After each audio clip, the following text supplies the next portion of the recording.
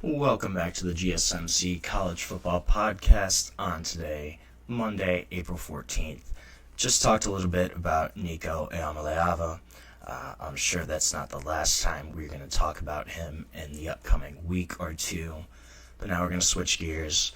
Going to touch on a tragic incident that happened this past weekend. So former LSU wide receiver Kyren Lacy passed away on Saturday night in Houston, Texas, 24 years old, and this was kind of just really sad story. So he kind of been in trouble the past few months over an incident that happened in December of 2024.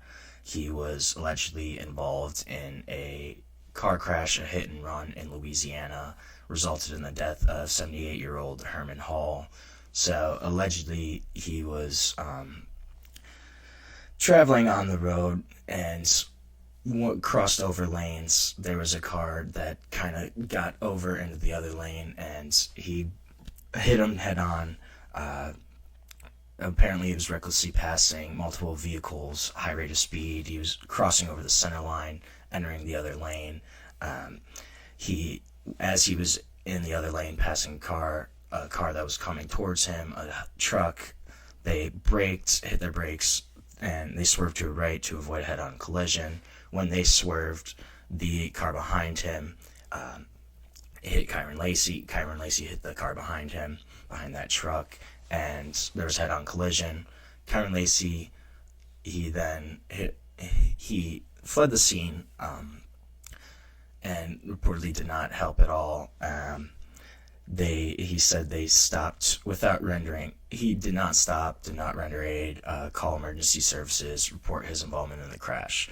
So the passenger of that car that Kyren Lacy hit dead on was Herbert Hall, 78 years old. He did later pass away from his injuries sustained in the crash.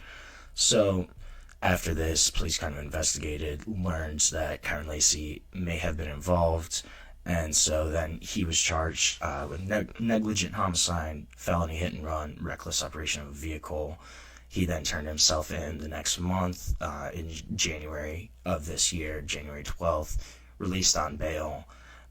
And grand jury was actually scheduled to review his case today, April 14th, before this weekend. So then on Saturday night, police responded to a call from a female family member. She had reported that Kyren Lacy had discharged a firearm during an argument. He allegedly shot it into the ground. Police came to the scene. Kyren Lacy fled in the scene in his vehicle, led to a police pursuit, and so then he ended up crashing his car later on in the pursuit. And when police came to the vehicle to approach Kyren Lacy, they found him deceased with what appeared to be a self-inflicted gunshot wound. And this is really just a terrible story all around. You never want to see anything like this, especially with a kid as young as Kyren Lacy, only 24 years old. And this was a kid that really had an NFL future, an NFL career probably down the line. He was projected to be a day 2 pick, probably a second round, early third round pick, kind of before the whole hit and run case came out. That really dropped his draft stock, tanked it a little bit. He was kind of on the question of whether he would actually be drafted or not, just because of, the investigation into the hit and run and the, his alleged involvement in that accident. That kind of really tanked his draft stock. But this was a kid that, really had a strong college career. He began his career at Louisiana Lafayette for the Raging Cajuns. He was a 3-star recruit from Louisiana, from Thibodaux, Louisiana. And he started his career, at Louisiana Lafayette before transferring to LSU 2022. He was at LSU the past 3 seasons then. Really had some moments where he looked like he might be the next great LSU wide receiver. coming into the 2024 season. Kyren Lacy was on a lot of watch lists for the Blitnikoff. It was kind of a receiver to watch in the country coming back. And he did have a really solid season last year. In 2024, he had 58 catches, 860 receiving yards, 9 touchdowns. Kind of showed what he could do on the gridiron. But obviously, unfortunately, we're not ever going to get a chance to see Kyren Lacy on an NFL field.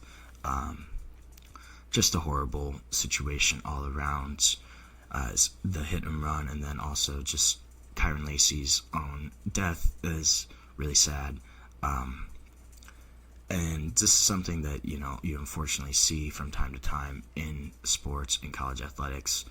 And, it's something you never want to see. You don't want to see young people die. You don't want to see young people really struggle with what's going on in their lives. LSU issued a statement after Kyren Lacy's death, and they kind of just said that the quote was, "We're saddened to learn of the tragic passing of former LSU football student-athlete Kyren Lacy. Our thoughts and our prayers are with his family, with his loved ones, as well as his former teammates and coaches impacted by his passing." And Kyren Lacy's dad, Kenny, also, he put a message out on Facebook. It was really emotional. And he also just emphasized the importance of mental health discussions. He said that our lives have changed forever. This will never be okay, but God needed my baby more than he was needed here. And that's another big piece of this is just the mental health aspects. It seems like Kyren Lacy might have had some mental issues before kind of all of this legal issues, everything that has come to light, just the hit and run and some of the other issues that he's gone through. It really seemed like Kyren Lacy might have been struggling, and people didn't really realize. And that's a thing you see a lot of times in college athletics, just the grind of trying to balance your school life and your athletic life, especially with a guy like Kyren Lacy who's trying to get to the next level, trying to, progress his career and become an NFL football player. The mental stress, the mental aspects of college athletics is not easy, especially when you're playing a sport as tough as, you have to go all in to play college football, especially play SEC football. That's a full-time job, basically, as well as trying to go to school, trying to balance your social life, your personal life. There's a lot for a young kid to kind of try to balance all at once. And unfortunately, Kyren Lacy just wasn't able to, break past those struggles, and he's gone too soon. We hate seeing this kind of stuff. It's really tough to see, but hopefully, these kind of instances can spur discussion on mental health resources for college athletes, and just some of the struggles, the stress that they go through on a day-to-day basis. So we're going to take our next break of the show. When we come back, we're going to switch topics a little bit, make it a little lighter, and we are going to preview the Notre Dame Fighting Irish, their upcoming season, and kind of some of the guys that are returning, people to look at, and just kind of what their season might look like this year. So we're going to take our second break of the show, and we will be back shortly on the GSMC College Football Podcast.